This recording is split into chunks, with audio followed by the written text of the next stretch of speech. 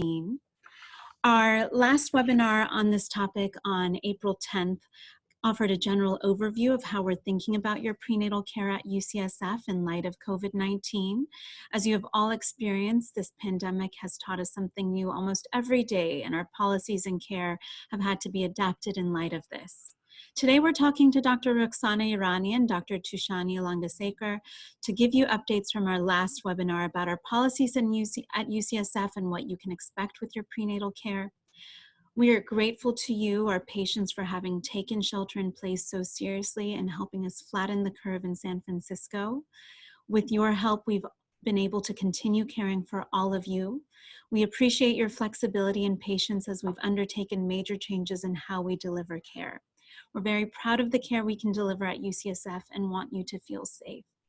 Many of you have sent great questions ahead of the webinar. We've reviewed all of them and will be addressing them during today's webinar. And for those of you who may want to rewatch or share with our other friends at UCSF, the recording will be available online in a few days on our website. With that, I'd like us to get started by focusing on the outpatient aspect of care with Dr. Irani, and in about 20 minutes, we'll talk about care on labor and delivery with Dr. Langasekar. We're going to leave about 20 minutes at the end as well for questions. You're welcome to send questions while we're speaking and we'll answer them live or at the end. And please note, please help us know if these webinars are addressing your needs by filling out the evaluation we send, and we'll send that at the end.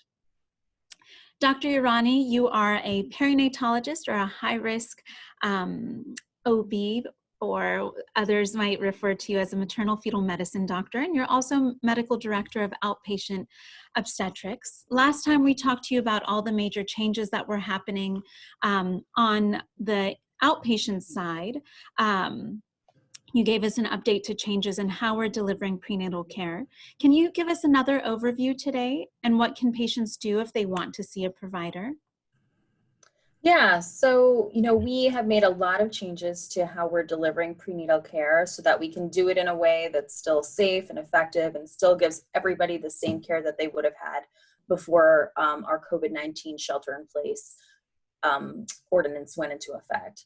So many of the things that we've done is trying to do exactly what we're doing right now, is we've converted so much of our care to video, being able to still be face-to-face with your provider just via video. So many of our prenatal care appointments are done like that. We do have many that are still necessary to be in person. All of you know that we still need to do physical exams. We still need to check on the baby. We still need to check on moms physically. So there are times where we have to be in contact, but we try and limit those to safe, doing all the things that we need to do in terms of masking, trying to keep as distanced as we can, except when we're doing the physical exam portions. So if a mom wanted to have an in-person visit with their provider, they are welcome to. There are many times when that is necessary, and medical care is important to be in person many, many times. So it's okay for you to request to see your provider in person, and then we will simply make an in-person visit. The one thing that we should say is that sometimes you might have a consistent provider, and that provider may not be available for that in-person visit, so you may see a different provider if it is an in-person visit, but we'll do our best to make sure that it's still consistent if we can. Thank you, Dr. Irani. And do you expect any changes in this schedule as the government considers lifting restrictions on shelter in place? Yeah, absolutely. As things change and we're allowed to open our doors more broadly, to have more in-person visits, we will welcome people back in. We miss it just as much as you do. We enjoy connecting with you and making relationships with you. I know I've missed it as a provider, so I really hope that we're able to do that. All of the policies that we have in place is to comply with national, state, and city regulation, as well as what's kind of being done nationally in the obstetric community. And so as soon as all of those things change, we will happily abide by all of those changing rules.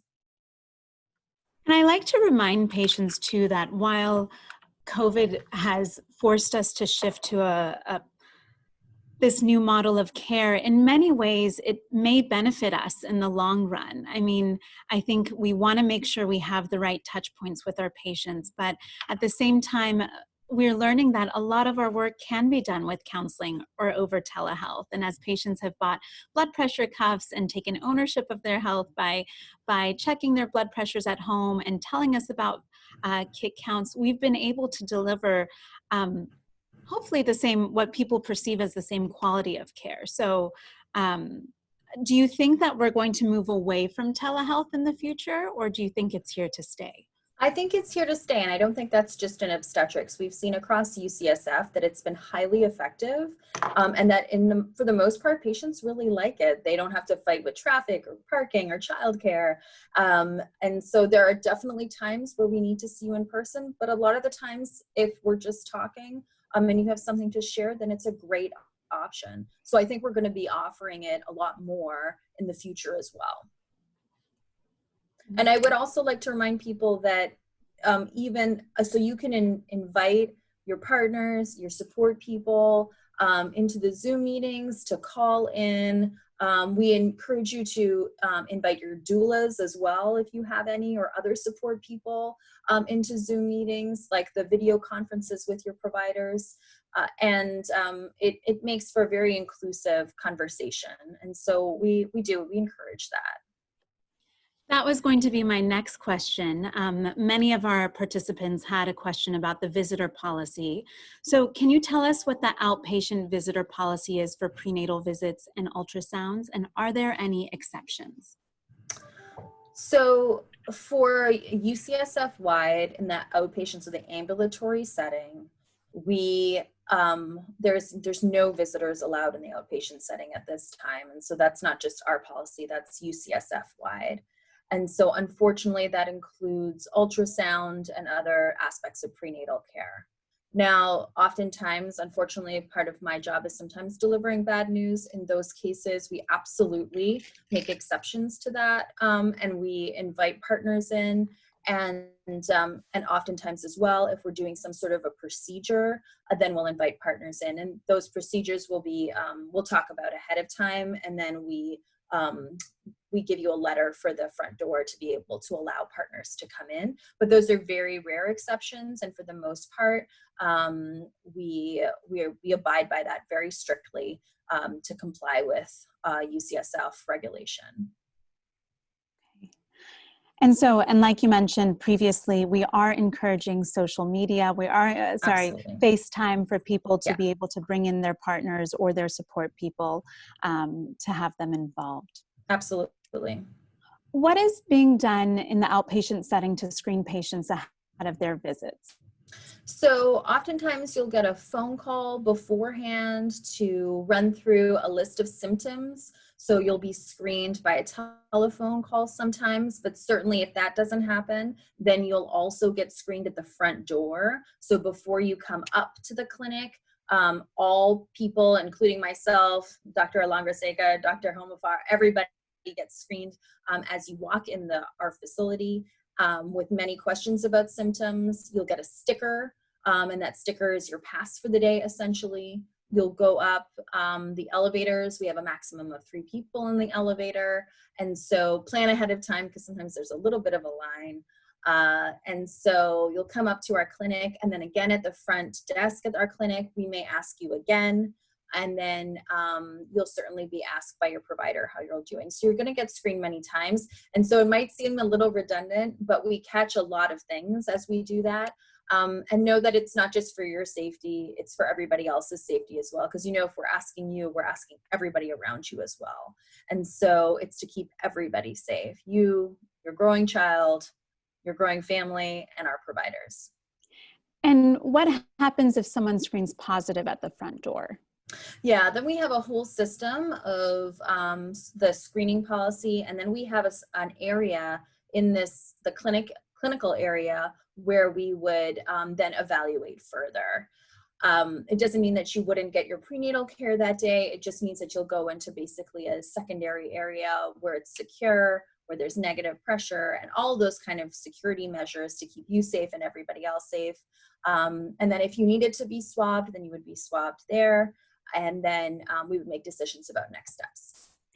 And let's say if someone was going in to get their lab work done, so their third trimester labs, they were going to go check their glucose and check for anemia. If they screen positive, would they be able to get their labs that day, or should they consider coming back on another day? It really depends on how the evaluation goes. So if the evaluation was thought to be serious, then we may not recommend that. And we may say to please reschedule or think about it a different day. And then there's other times where after the initial screening, the further evaluation seems less serious and maybe doesn't require a swab because somebody has allergies or asthma, which might screen positive, but really isn't COVID concerning. And so there are certainly times where you'll be, can continue on with what you had come to the facility for. But that's after very careful screening by trained providers. And what about the policy to test all patients for COVID-19 in the outpatient setting? Can you tell us a little bit about that? How is this being done, and who should expect to get tested before coming to the hospital? So right now, and Dr. Longersaker will talk about it more on labor and delivery, but you won't get tested to come to clinic for your prenatal appointments. You'll only be tested if you have a planned procedure, which is considered high risk.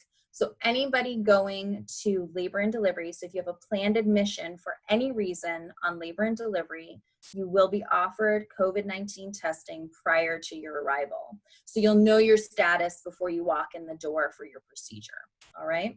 And so how that works is 1 week before your planned procedure. So if you have an induction next to Monday, or a scheduled C-section, or a cerclage, or a version, or anything that requires you to be on labor and delivery, you will get a phone call 1 week beforehand.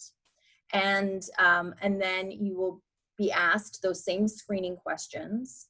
And if you're screened negative, then you will be offered a test about 3 or 4 days prior to your admission. And that you cannot get tested further out than that. So know that that's a time-sensitive thing that we take very seriously. So a test at 5 days is not valid. A test at 4 days is. And so 4 or less. So anytime before then. And so you'll get a phone call to screen you.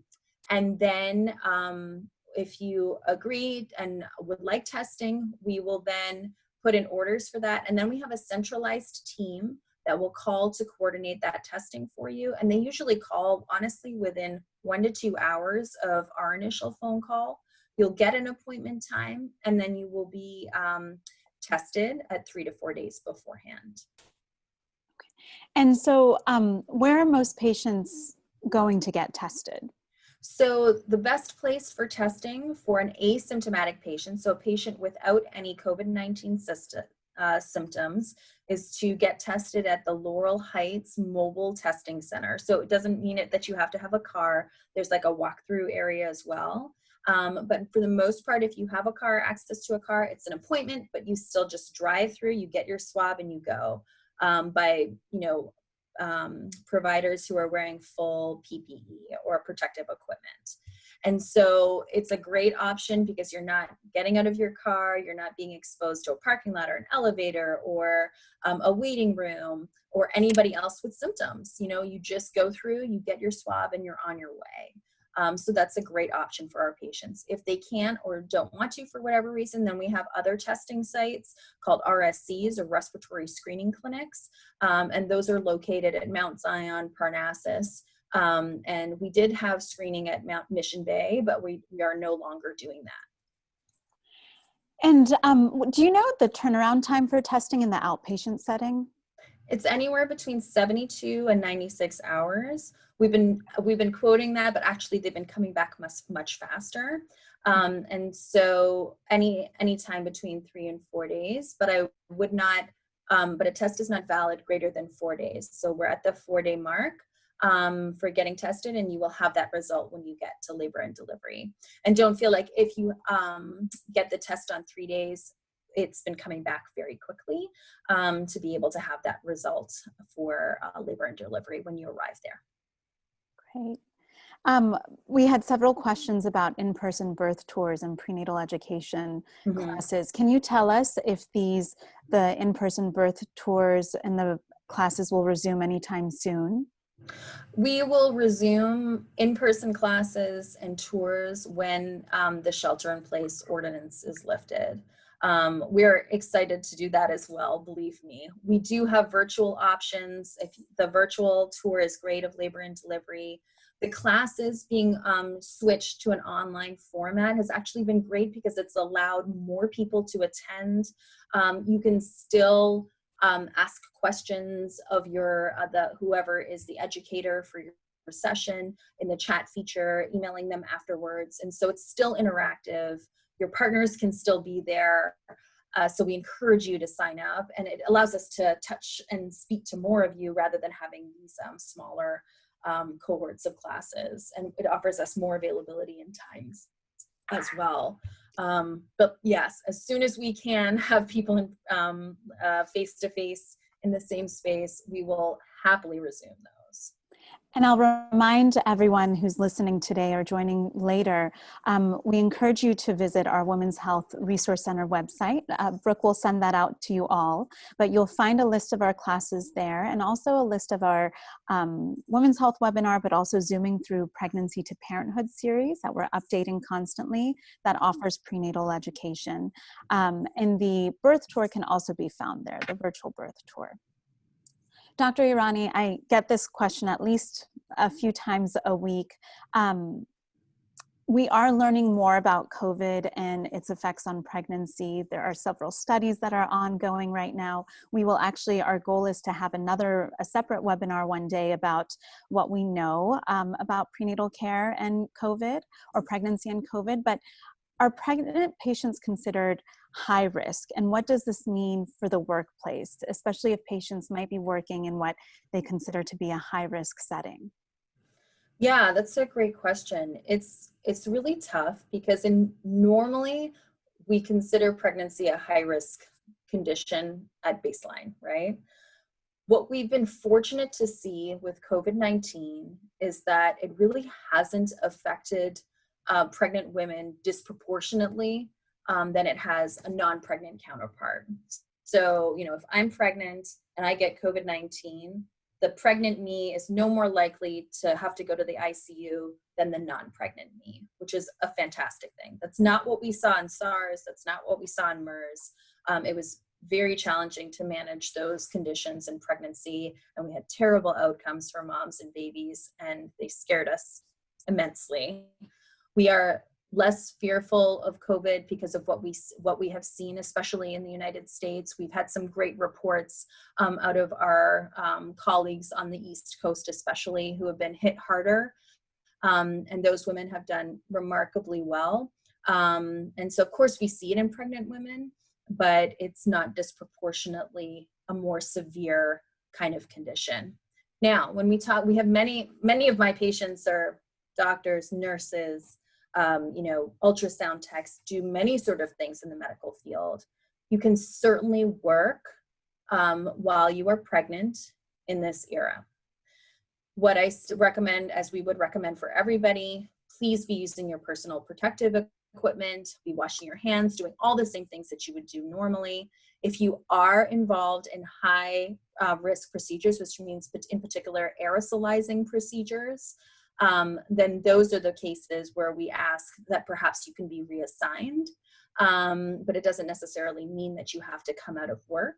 And so those are conversations to have with your provider. But if you are in the healthcare field in general, and are not involved in those high-risk aerosolizing procedures, then there's no reason that you can't work while pregnant.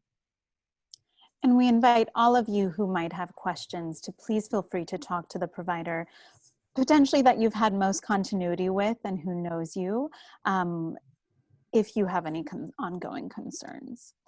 Dr. Irani, we are planning a webinar with the pediatrics team, and we'll keep everyone posted. I know some people have questions about that, but what guidance do you have for patients and how they should consider support persons after delivery when they're back at home? Yeah, I think that's a really tough thing for families right now. It really is. I think there's so many variables. You know, this isn't really a pediatric illness, right? It's an illness of the grandparents. And so you want to keep grandma and grandpa safe. And so that means that if they're coming from across the country, probably they don't want to get on a plane. If they're local, maybe you do want to invite them to see the baby, but with masks on. It's one of these things that are really, really difficult. And I think that is something that a family has to decide upon in terms of what it's willing to risk. Whether you want, if parents are coming, do you want them to travel and then quarantine for 2 weeks before seeing anybody face to face is an option that some of my patients have been doing. Most patients have been saying, mom and dad, you know, aunts and uncles, please don't travel right now. We'll see you by FaceTime. When all this is done, we will all get together and be happy together. But it's really challenging. For those people that have family locally, again, FaceTime is still certainly an option, but you should be very mindful of any symptoms and close contact. And I would encourage people to be wearing masks and people that are not living with you, as we do for all other interactions. So if you can go on a walk and still comply with physical distancing of 6 feet, you know, grandma can still see baby from a little bit of a distance, but still feel connected in a different way than you can on a screen. The safest textbook answer is not to do it, but I know that that's really hard for a lot of patients. Yeah. I agree. I know so much of medicine is about the art of it and the gray areas of it. So I think using your best judgment, talking to your healthcare provider, thinking about all the logistics to make sure you and your family members are safe, or any support person.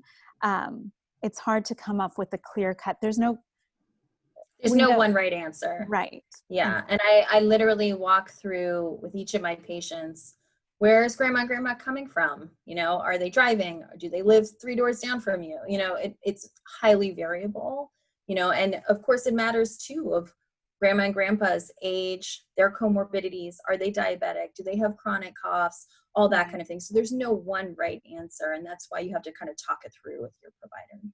Absolutely. Thank you, Dr. Irani. We will come back to you for the Q&A section. I know many of our participants are asking about questions that Dr. Ilangasekara is going to be answering. Dr. Ilangasekara is one of our OBGYN generalists and the one of the associate directors of labor and delivery, or the UCSF Birth Center. And she's going to be talking about all the policies that affect your inpatient care. So Dr. Ilangasekara, what is the policy for testing for COVID-19 on the inpatient labor and delivery side? And are partners being tested?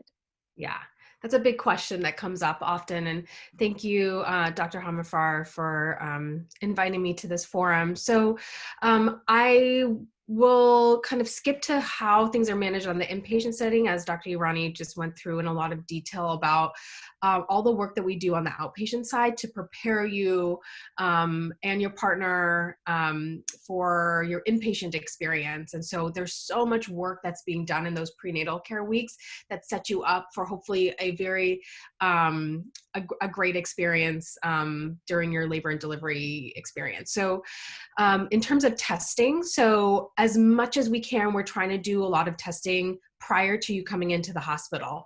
You know, there are a lot of situations where things are planned beforehand. For example, people have brought up examples of C-sections, planned C-sections, if this is your second time C-section, or if you have a planned C-section for another reason, that's already kind of preordained, or the date is pre-decided. Similarly, we have other patients who are planned for inductions for various reasons, whether it's a medical reason or a elective reason. To start their labor. And so all those patients who have a date assigned to the time when you're coming into the inpatient unit, we will facilitate you getting outpatient testing. So we have that information, and so your care can just start as soon as you come into the hospital. There are situations where that can't happen. Unplanned situations, you come in labor, or there's some kind of a situation where you have an unplanned admission. And for those situations, we do have inpatient testing. It is, in terms of your experience of the testing, it's still collected in the same way. It's an oral swab followed by a nasal swab. And that test, however, is done and completed much more quickly. For obvious reasons, we need those results a little faster so that we can use it in deciding kind of your care path and plan. And so those testing, this question came up as well, takes on average about 2 to 6 hours. And I'll tell you, when we first started rolling out this testing, which was not very long ago, that testing used to take up to 24 hours. So that window is becoming smaller and smaller, and it's very particularly important for our patients and our unit. Compared to other places in the hospital, they are really prioritizing delivering these results to our patients because of how quickly things can change and how, you know, people's clinical status can change very rapidly in the process of labor and delivery. And so it's quite fast in terms of thinking about the time it takes for other tests to come back, but for now it's about 2 to 6 hours.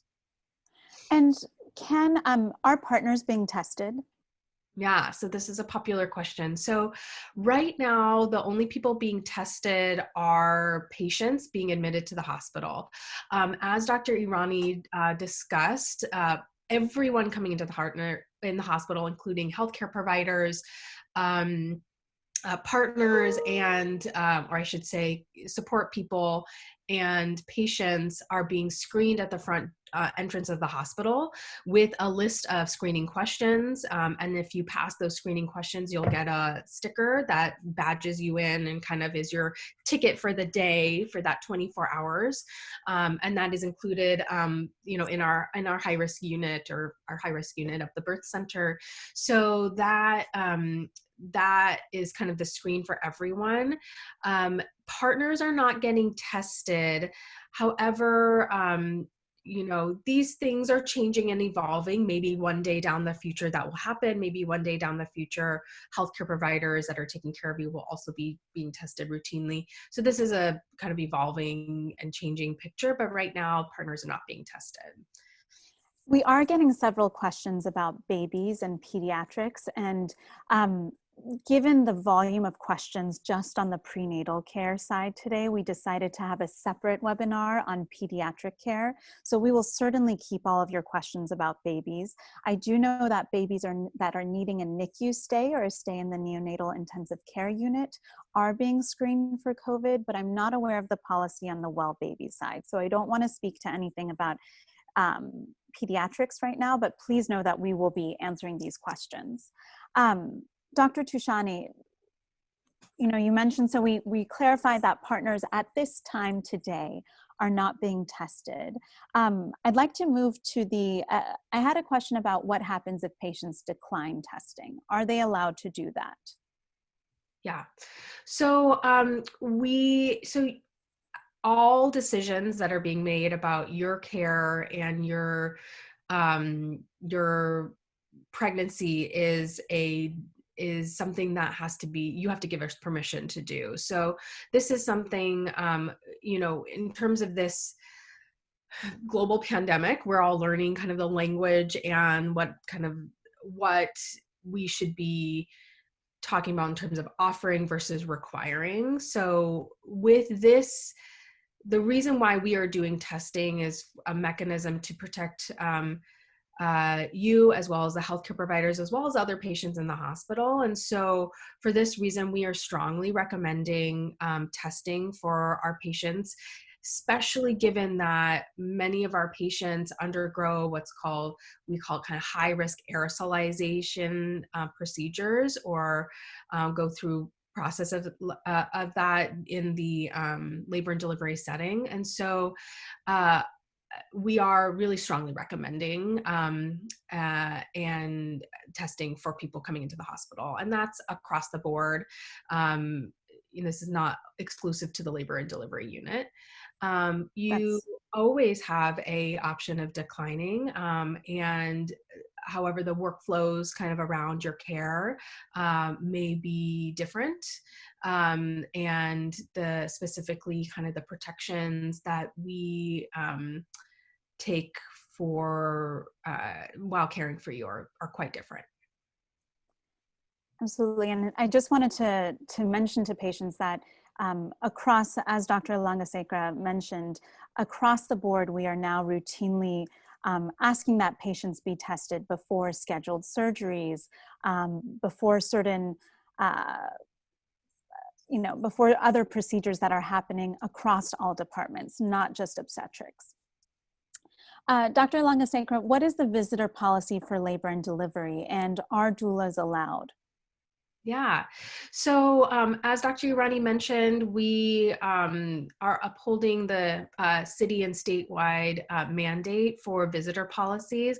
From the beginning, we have our birth center, as well as our pediatric hospital, have always had a visitor exception policy. We never went to a situation where we would not allow any visitors or caregivers into the hospital because of this unique experience of the labor and delivery process. And so on labor and delivery, you are allowed, and we are encouraged, one caregiver or visitor for your entire hospital stay.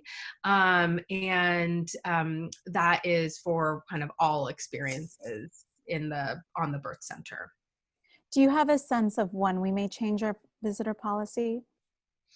I don't right now. Like I said, we really are following the guidance by our state officials, and we review this extensively. Especially as situations come up that we haven't thought of, as Dr. Irani mentioned, some exceptions that come up. So right now, I don't really have a sense of that. A lot of this has to do with social distancing, but also kind of our inability to kind of test everyone who is walking in the door right now. And so that is likely to change. We really do want to encourage, and we encourage the use of iPads, iPhones to bring other people into that experience that you would want. Specifically, there's a lot of birth support folks like doulas who are upping their tech savvy and have been able to be involved in really creative, unique ways. And we encourage that, and we welcome that. We've always welcomed support people.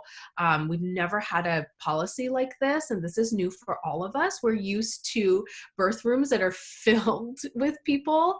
We've never had a policy that limits that. So that's a change for all of us, but we love creating that environment of community, and so bringing those people in new tech ways is really encouraged. I'm going to hopefully, I want to be mindful of the time and of all the questions people have. So we'll go through these questions a little bit more quickly. And because I know all of you just want to hear the answer, and we might not be able to give you the full elaboration, but we will certainly address those questions if you have any. Dr. Langasekra, can the support person come in and out of the hospital during the stay, and can they change with someone else? Yes. So the support person can come in and out. We try to limit that as much as you can. But as long as you are the one designated support person, you can go home. If you have kids at home, you can go check in on them and come back in. And then as long as you have passed that screening at the front door, you are able to come back in. You just cannot swap out with another person during the hospitalization. What if a patient is COVID positive? What should patients expect then? Yeah. So if a patient is COVID positive, and they would, similarly, everyone coming through the healthcare screen would need to answer all those questions. The patient herself who's screened positive, if they are already in the unit, we would kind of up their isolation protocols. Everyone has their own space, their own room, but you might experience a difference in the way that healthcare providers kind of interact with you in terms of what they're wearing when they come in contact with you. Universally, we all wear masks, and many times in many scenarios we'll wear a face shield as well, but that will increase. You also, in terms of adding gowns and gloves and things like that, you also would meet with the pediatricians, and they would talk to you about the scenarios of being COVID positive and potential effects on newborns, and they would talk to you about that, what that would look like for you and your soon-to-be newborn. Again, in terms of your partner, your caregiver, they would also similarly need to pass those screens. And so if they've been exposed to someone with COVID, the concern is that they also could be exposed as well and may potentially have COVID. Right now, we're not testing those partners, but it would be a scenario where they would have to pass the health screen. If they aren't able to pass, then we would need them to unfortunately leave.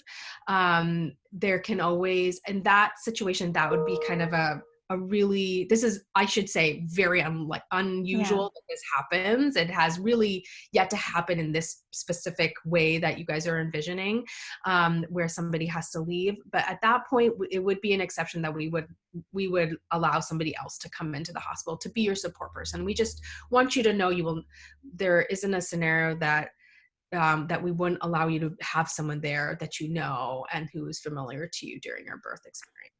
And we'll talk about the numbers in San Francisco, but I just want to reiterate that if you're COVID positive, the support person you came with is going to be asked to go home, because presumably they would have been in a setting where they would have been exposed to you and would also be positive. But we are allowing another support person in, someone who hasn't been in contact with you for a period of time. You may want to have a discussion with your partner about who this person would be ahead of time. However, as Dr. Alangasekara is going to tell us in a bit, it's a highly unlikely position to find yourself in. Because Dr. Alangasekara, what is the rate of asymptomatic COVID positive patients in San Francisco at this time? Yeah, so it's a really good question, and this is the kind of the key piece that is very different based on where you are in this country. And so I'm gonna talk about data that comes out of our city and also out of UCSF now that we've been testing people for a couple of weeks now.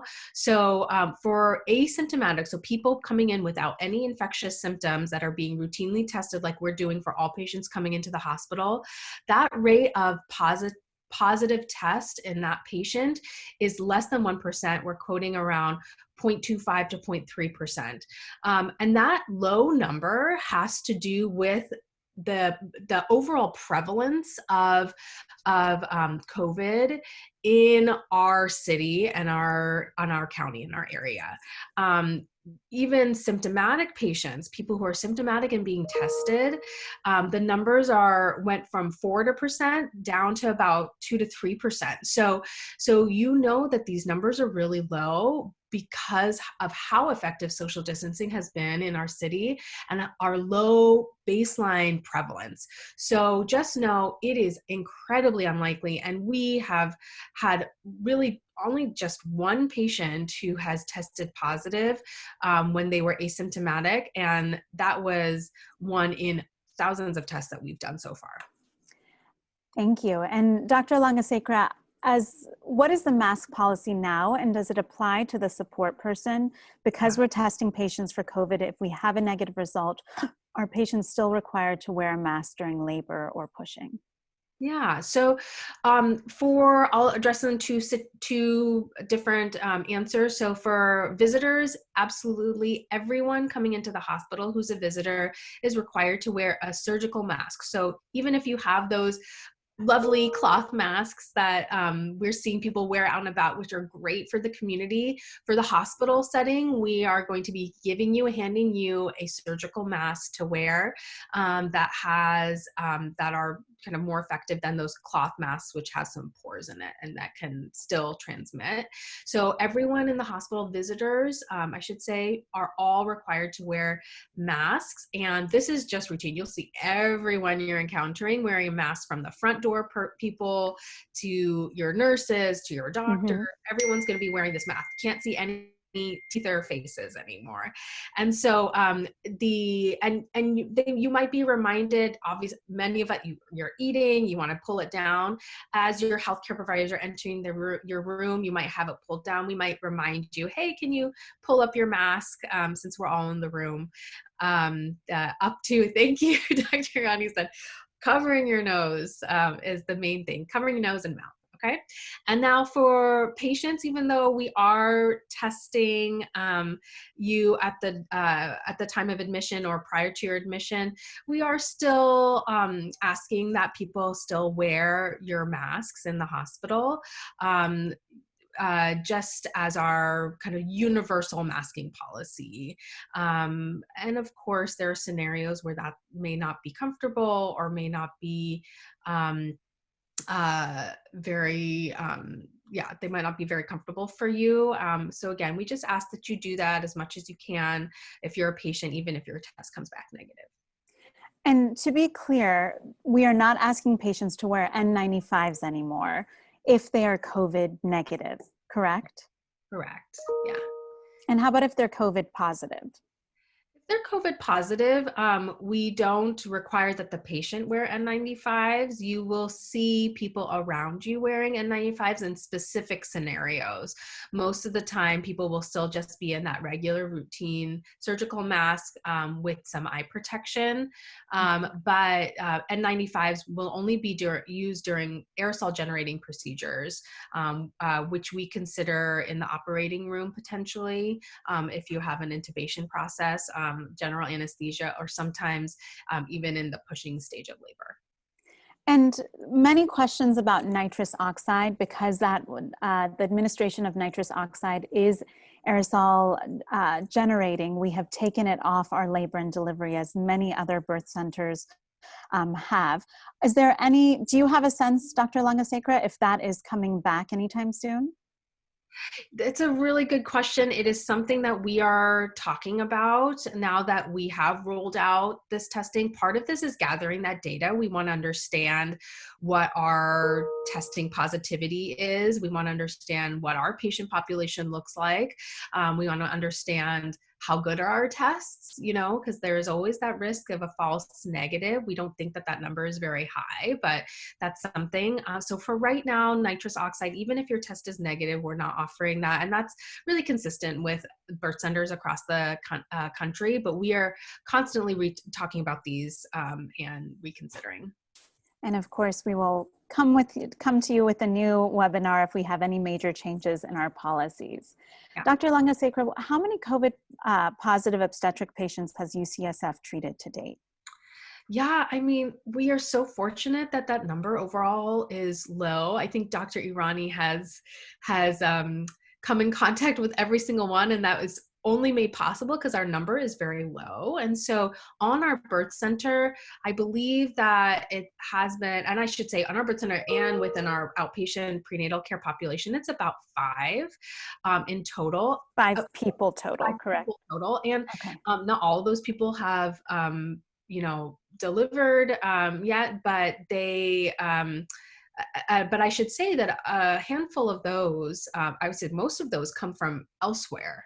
So they are either being transferred to our facility because we are a tertiary care center and we can take care of patients who are more critically ill or have a critical other high risk issue. And so it's not really a lot of people out of our own patient population. We are caring for those patients safely using all of our routine normal isolation measures and protocols. Sometimes and oftentimes that's in a negative pressure room where droplets can't be kind of spread and disseminated. And so we are taking care of those patients within our unit, but they are very, very isolated, and we do really, really strict, careful contact tracing. Thank you. I'm going to answer a few of the general questions we've had and then go back to Dr. Langasekra. Someone had asked about the stages of labor happening in one room at this time. In general, that is the case. Unless someone comes in and our labor and delivery rooms or antepartum rooms are full and we're needing to keep some patients in triage, which is a very rare occasion, your labor will happen all in one room. So if you're being induced or if you show up in labor, we'll move you to a labor room where you will hopefully stay for the duration of your delivery. And once you've recovered from the postpartum period, for a point where we can move you to the postpartum unit, we will move you there. Patients have asked also prior when they submitted questions about what items they should bring to the hospital. Same as before, really. Like we have access to, we still have the same toiletries, toothbrushes, shampoo, soap. Sometimes I use them too. Deodorant, if I've ever forgotten it. You will have access to all of that, towels and baby blankets. But in terms of food options, our cafeteria is still open. We are having the cafe, more than before. We're bringing the partner's meal to the room as well. You are allowed to order food from outside and go have contactless delivery at in the entrance way.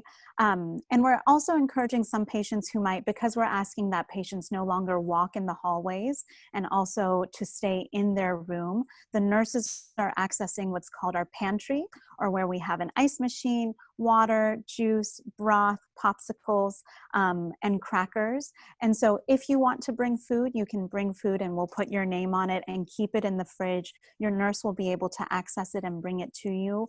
Or if you want, you can bring a small cooler with some of your snacks that need to be refrigerated and bring that into the room with you so that you can access it whenever you want. But in terms of what we offer you, I guess with the major exception of nitrous oxide, which I know is something that many of our patients like to use, everything else is on the table. Should patients worry about there being enough space for them? That is a question that we've gotten, and how far in advance patients can book an induction and what they should know about an elective induction.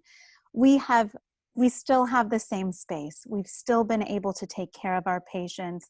We do sometimes go on divert, which is a condition when all of our rooms are full or maybe we don't have enough staffing. That is something that happened even prior to COVID-19. It happens rarely, and in those times, when you call in, we will be asking you to go to another healthcare facility that can safely take care of you. We keep tabs on those patients and make sure that when it is appropriate, after a few hours maybe, when we are no longer on divert, we have you come back to our hospital if you still need an admission.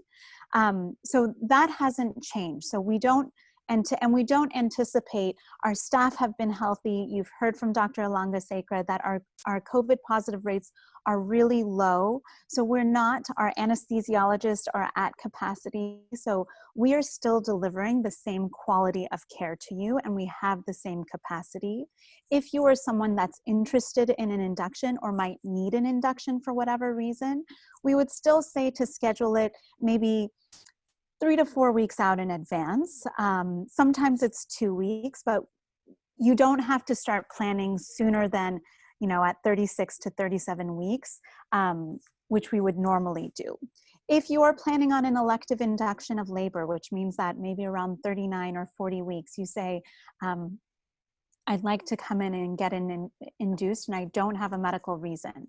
We are asking those patients we are enrolling those patients in the outpatient cervical ripening program, where we place we try and place a Foley balloon in your cervix so that you can go labor at home and help decrease the length of stay that you would normally experience in the hospital. Before COVID, we were initiating this to improve your experience and to keep you out of the hospital, keep you, at home where you have access to the things that provide you most comfort. So now with COVID-19, we've had even more reason to try and to roll this out. If you have any concerns about that process, let us know. Just because we're trying to encourage it doesn't mean that it's right for all of our patients. So if you have any questions, feel free to talk to your provider. Dr. Langasekra, before we go to questions, do you have can you update us on the discharge policies for postpartum moms? Are patients still getting the same level of support, and can they stay? What's the average length of stay right now? Yeah, so we have been working really closely with the newborn nursery on this in trying to make sure we're taking care of patients in that important postpartum period, including their babies. And so ultimately, we have been rolling out early discharge criteria. There's a group of people, and that ends up being quite a few people who are able to leave the hospital quite quickly after their delivery and leave at the same time as their baby. And so for many of our postpartum moms, on postpartum day 1 after a vaginal birth, they will go home, and after post-operative day 2, 2 days after their surgery for a C-section, they would go home. And again, we work really closely with the nursery unit so that moms and babies can go home together. And again, we make sure that people are meeting all of their goals and have all of their needs addressed in the inpatient setting. Thank you. I think we should go to questions because many of you have sent in numerous questions. And Dr. Irani, Dr. Langasekra, if you do have bandwidth to stay an extra 10 minutes perhaps to answer some of these questions, we try our hardest to get through all of this information. And as you can see, it's always challenging. There's just so much to it. I'd like to start looking at the questions people have submitted. Dr. Irani, one of the questions we had was, are trainees and residents coming to the labor and delivery room, and can I refuse them to come to my room? Do you mind addressing that? We'll have you unmute yourself first. Yeah.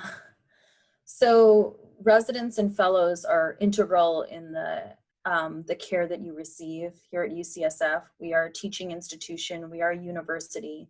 All of those trainees are doctors, are adults, are highly trained physicians who will be involved in your care. Now, you can always refuse anybody to walk in a room. You can refuse me to walk into a room, but you know, we really encourage you to allowing them to participate in your care. Now, I will say that we try and limit the number of people that are coming in and out of each room. So we try and have designated teams. And so there is that component of it as well. But know that everybody has been trained in their personal protective equipment and how they need to interact with every patient safely. And I will add that I've seen this question come up on different social media groups. The residents are very integral in keeping you safe. So in the instance where we have had patients who have refused resident care, I honestly believe it's to their detriment. Absolutely. Because it's really hard as an attending when you have to keep oversight over the entire unit. It's not just labor, it's antepartum, it's triage, it's postpartum. It's really hard to then try and focus on one person amidst all of that. Not that we don't want to, and not that we do not go in and meet with all of our patients, but it's important to recognize that we're all working as a team and we're all supervising the care that you're getting. So COVID is no different. Our residents are risking their health too, and we're trying to keep everyone safe, but we are all working hard to do our best in providing you the best care possible. Dr. Langasekra, can you tell us once again, are partners being tested on labor and delivery? And then can you also tell us about the test that is being done? Is it an antibody test? Is it a PCR test? What should patients know about this? Yeah, so partners, as I mentioned before, are not being tested when they are coming into the labor and delivery unit. The way we protect ourselves and protect you and patients around you are that the visitors have to wear a mask. If a visitor wears a surgical mask and a provider wears a surgical mask, there is only a 0.25% chance of transmitting COVID. And so that's why we require hospital masks for visitors, given that we're not testing them for COVID. The test that we use for COVID right now is the PCR test, which is that oral swab and nasal swab that are being done in the outpatient setting or the inpatient setting. And that's the test that can come back in that 2 to 6 hours if done in the inpatient setting. Are we offering antibody testing right now? Not I can right comment now. on. Oh, go ahead. So I'll comment on that. So it's important to know that there's lots of different types of tests that are done around this nation, and UCSF has been very vocal about using tests that are reliable, that have a very low false negative rate. So we want to be able to trust that if we get a negative, we know it's a negative. All right, so you might have heard from other friends in other hospitals, even in this state, mostly not in this state, but on the East Coast, about tests that have turnaround times that are very, very short, 45 minutes. Right now, we don't, we're not using those fast tests because they have a high false negative rate, meaning that somebody could be positive, but the test returns negative. So that's why UCSF has chosen to have the longer PCR test, because we know that it's incredibly reliable. Right now, we're not using antibody screening because, again, there's only a small portion of patients where it's applicable to.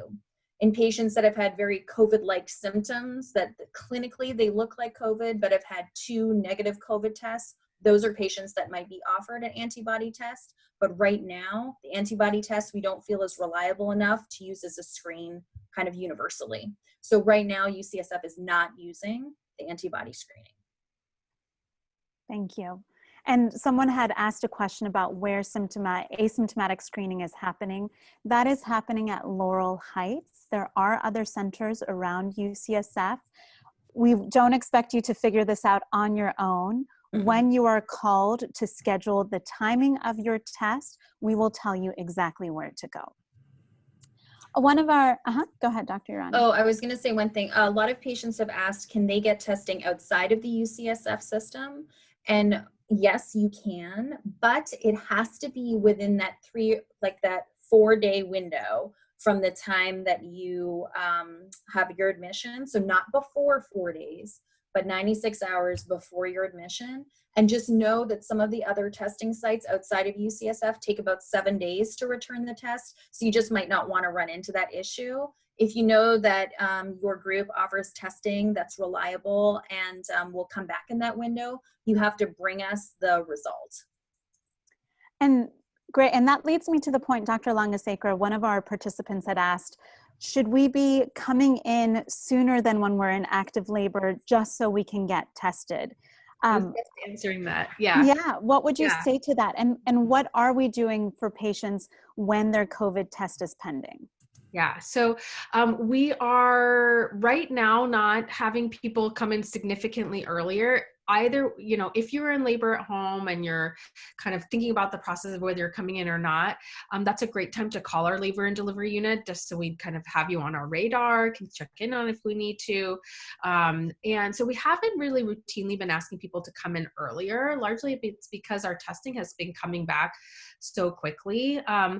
That said, there are situations where people are in labor and we don't have their test result back yet. Largely, that shouldn't change your experience. However, we are taking some extra precautions for ourselves. You'll see, again, more people interacting with you the whole time with mask and face shield on. But during the delivery process, we might also be wearing a gown and gloves, which is honestly what we normally wear anyway. So your experience shouldn't be significantly different. We might be also be more apt to wear N95s during that time as well, because of all of the kind of fluids that are expressed during the time of delivery.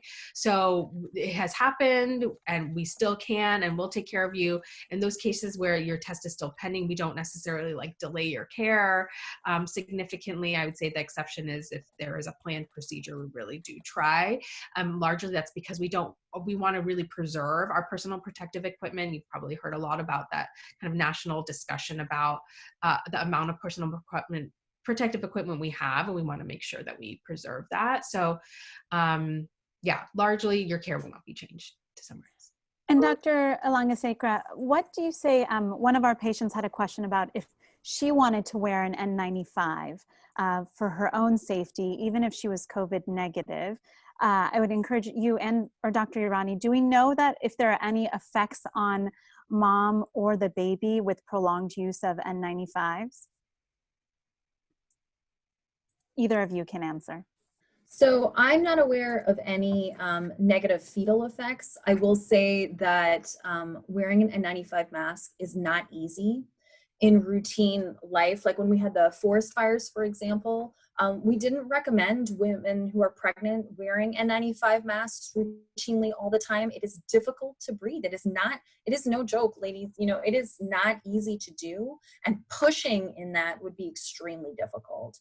I understand the kind of the fear and the feeling that it might provide you protection. And if you wanted to, you are welcome to. But it'll be a challenge. Wearing the surgical masks, you know, if we could eliminate that for you as well, we would, because it's not easy to push in those masks either. We would keep on a little sensor on your finger that checks your oxygen status. And that is a way that we can know if your oxygen saturation is appropriate and safe for both you and your kiddo. And if that started to dip, then we might recommend for you to take that off so that you can breathe more liberally. Thank you. We've had some questions from patients about whether or not we're aware of where their partners can go for COVID testing, just for reassurance. Do either of you have insight into that? There's many different sites and groups that are offering COVID testing kind of universally. One medical group certainly is. If they're outside of the UCSF system, you know, there's many other groups. You can ask your local doctor.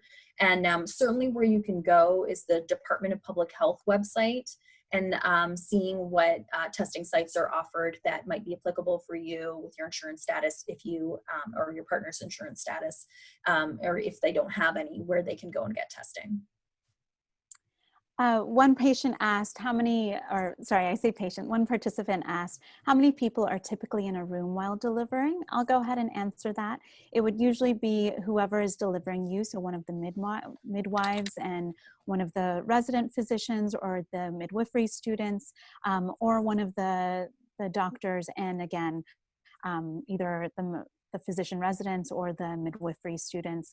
If, along with your bedside nurse and a second nurse for assistance, if for any reason we were concerned about the baby's well-being at the time of delivery, then we would also have the pediatric team in the room as well. And the pediatric team usually comes with 3, potentially 4 people at a time. But if they see that baby is doing well, then they leave the room immediately. One participant asked if they could warm up food on labor and delivery. Absolutely, we have a microwave. We would just have you give the food to the nurse to heat up for you.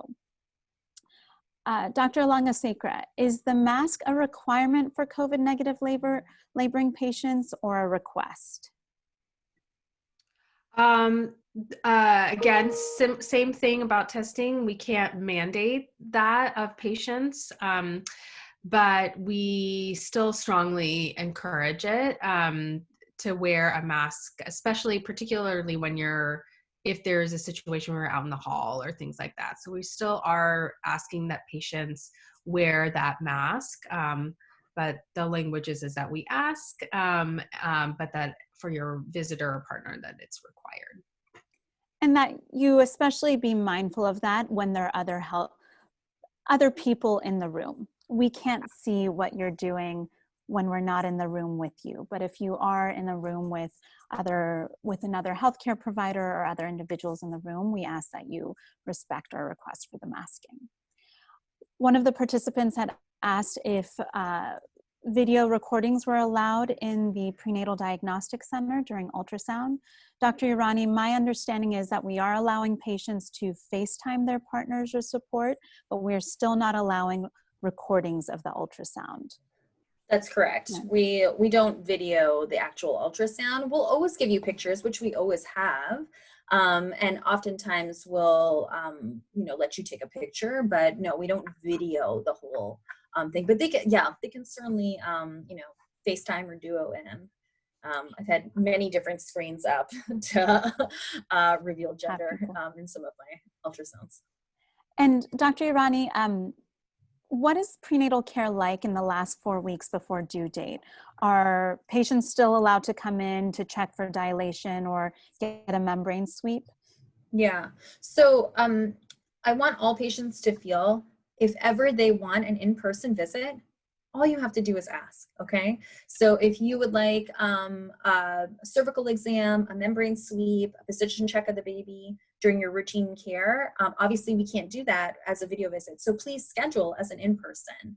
We will ask that in that last kind of month of pregnancy that you have at least one in-person visit with us. Most of our patients, I'll say, do get some sort of in-person time because they're oftentimes at antenatal testing, and at antenatal testing you get a blood pressure, we can do GBS there, you get a position check there, so that's why you might not have a provider visit, but we're checking on baby in a different way. If you're not one of those patients who have antenatal testing, absolutely you need an in-person visit during those last few weeks of pregnancy so that we can check for position of baby, size of baby, your blood pressure at the end of pregnancy, and to do a possible cervical exam if you desire, or a membrane sweep. Thank you. And one of our participants had asked about whether or not their partner could come in as an in-person interpreter. My understanding is that it's right. Go ahead, Dr. Irani. No. So first of all, that's not the desired form of interpreter. We actually have licensed medical interpreters. Medical language is very different than colloquial language universally. And so we have to be sure that what we are trying to communicate to a patient is done correctly. And so it's always, even before COVID, we always preferred an interpreter that is medically licensed. And so that is not an exception at this time. They're welcome to call in. And, we have a capability of having interpreters on Zoom. We have interpreters by phone. So that language should not be a barrier for video visits. I want to make that clear as well. And certainly if partners want to also be involved, they certainly can, but it's not an in-person exception. And there was a question about reception in prenatal ultrasound and at Mission Bay when one of the participants was trying to get their partner in but wasn't able to connect to Wi-Fi. I just want to let you know I have seen your comment and question, and we will bring this back to our obstetrics operations team to ensure that we have clear video and clear instructions for our patients on how to connect to Wi-Fi and how to troubleshoot so that you can bring support people in. And another attendee asked, is there a policy on vaginal exams any different now with COVID to monitor dilation during labor? Dr. Langasekra? No, we still try to, minimize the number of exams, make every exam that we do perform as high yield as possible. So, we haven't really changed any of our clinical management in the setting of COVID. We still stick to our same standards. Absolutely. Okay, participants, Dr. Irani, Dr. Langasekra, to all of you who joined and have stayed on through this, thank you so much. We hear and we see that there is a need to address your questions. We want to make you feel reassured that we're thinking about all aspects of your care and that we want to talk about it with you. So we look forward to bringing you updates on this webinar series and having you submit your questions so that we can answer it in this format. Please let us know how we're doing. Brooke Peterson is going to be sending you an evaluation at the end of this, and we'd love to hear from you. I just want to thank again Brooke Peterson, Project and Access Manager at UCSF Women's Health, Bertina Lee, Bernadine Tortorelli at the Women's Health Resource Center, Dr. Irani, Dr. Langasekra. I know how busy your days are. I truly appreciate your time. And to everyone who joined, I hope you have a wonderful day. Thank you for joining us again. And we will come back to you in the future, and we will have a series with our pediatric cohorts to give you updates on what we know about COVID and newborns. We saw those questions and we fully intend to answer them in the future. Have a good day, everyone. Thank you.